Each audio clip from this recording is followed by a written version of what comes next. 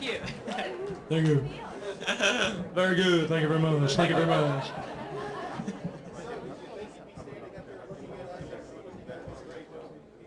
Well, I don't know. I didn't really think that far, you know. I was just like, I liked it, so I was just hoping people would like it, and then hoping people would go to see it, and then anything after that was just gravy. That's just really nice, you know. When you go to an award ceremony, it's awful darn nice to win. It's like going to a dance and like, you know, being asked to dance. You're like, hey, cool. Yeah, when I was growing up, I used to watch this. I used to watch the Academy Awards all the time when I was a little kid. Yeah, I did actually. No. I didn't like think of anything, but. Oh, it was funny because like actually it's, I don't know if they're on there now or not, but I just did the Margaret Cho show this week. So I've just been doing that all week long, and last night was the night when we taped the show. So I was like, wasn't even thinking about this. I was like so into like my sitcom debut. We'll see. Is it dangerous to your work that you're becoming so accepted and that makes you mainstream? No, actually, I'd like to see my work be considered mainstream, actually, without changing it any, and like to see like the mainstream catch up with me, you know, which apparently I guess is happening. You know, but it's like, no, it's like, you know, the larger audience you have, the better. You know, I haven't changed what I'm doing, you know, so hopefully more people are interested in it. So you wanted a lot of people to go see it. When people did turn out to see it, what was your reaction? What did you say? No. I think it's a good night at the movies. All right, you know, I would think everyone would want to go see it, or if they may not want to go see it, but if they did, they knew they had saw something. I mean, you know what I mean? It's like, you know, whether you like it or not, you know, you had a night out at the movies when you saw Pulp Fiction, you know, and so it's like, you know, I can honestly like tell that to like, you know, look into a camera and tell that to people and say, look, you may like it, you may not like it, but you know you saw something, you know, which is saying a lot compared to a lot of movies that come out. Do you have a favorite scene? I know we do. Do you have a favorite scene in Pulp Fiction? Well, first, some of yours. My favorite scene in Pulp Fiction, I like when Samuel Jackson tells what the name of his wallet is. Oh, oh, you mean this wallet? It's my bad, motherfucker.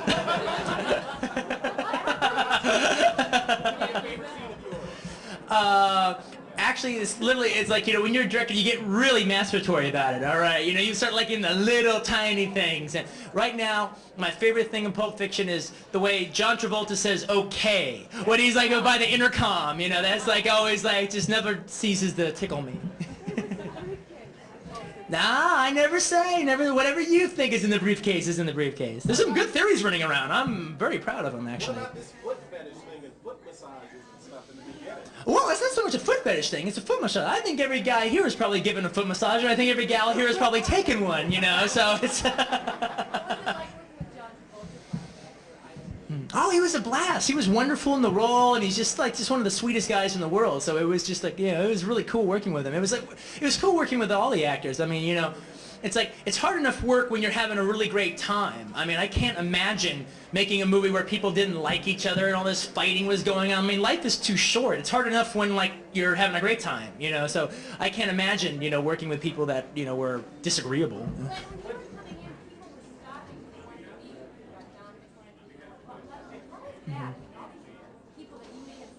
Right.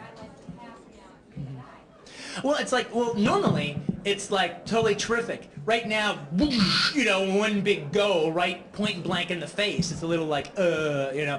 But normally it's great. It's totally cool. It was funny because like, I would like, I'd go to the movies or something, and I would like, you know, because I live in Los Angeles, you know, go see a movie at the Cinerama Dome or something, and you know, there'd be like some, you know, famous director there whose work I really loved and whatever. I would always like think about going up to them, but I never did.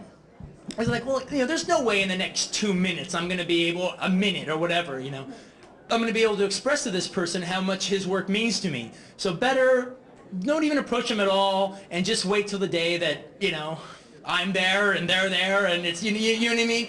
And it's kind of worked out that way. So it's like, it's you know, sweet. Wait, would you ever do a nice romantic comedy? Well, I think True Romance is a very nice romantic comedy, you know. I just watched it again the other day and I go, you know what? Everyone's screwed up, man. That is a really funny romantic movie, you know.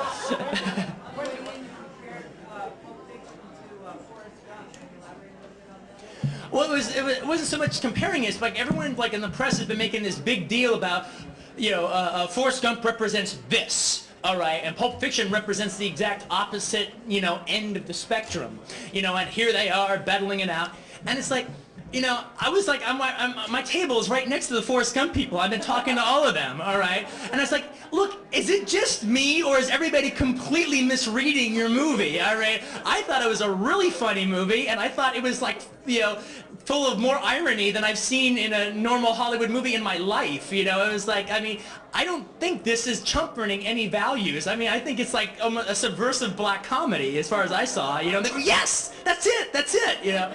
But it's like, so I don't really think that they're that different, to tell you the truth.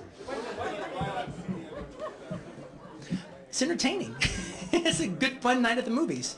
Quentin, what about the fact that you've done movies now that have now glorified the bad guy, made them the hero in a sense, and people are talking about the fact that now the hitman is a sex symbol, sort of. What do you think about that? Well, it's funny. One of the things about it is like, I mean, like, it's just a movie characters, you know, who cares, you know?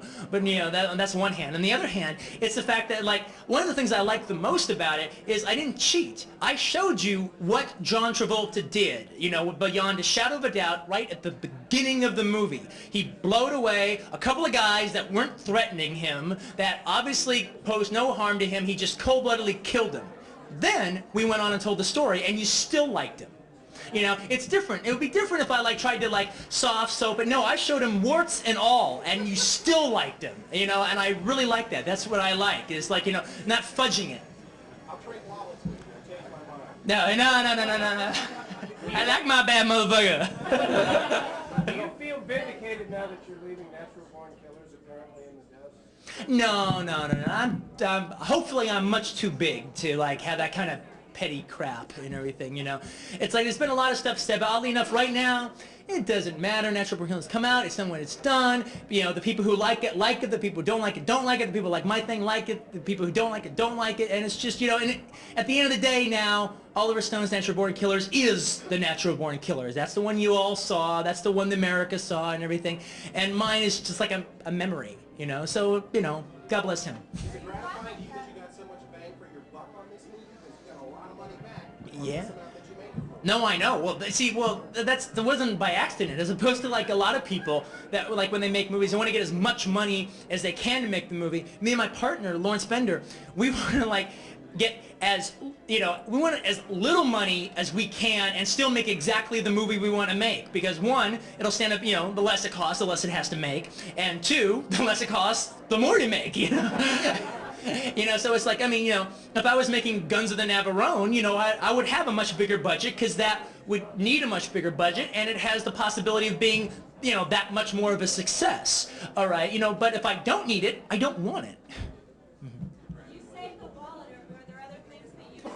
Oh, I need to buy a house now with all the memorabilia from my own stuff. Forget about all the stuff I bought from, you know, for other movies, you know. I've got Bruce Willis's samurai sword. I got Michael Madsen's straight razor, you know. All waiting for the French Cinematheque someday. You're doing a fair amount of acting. With Destiny.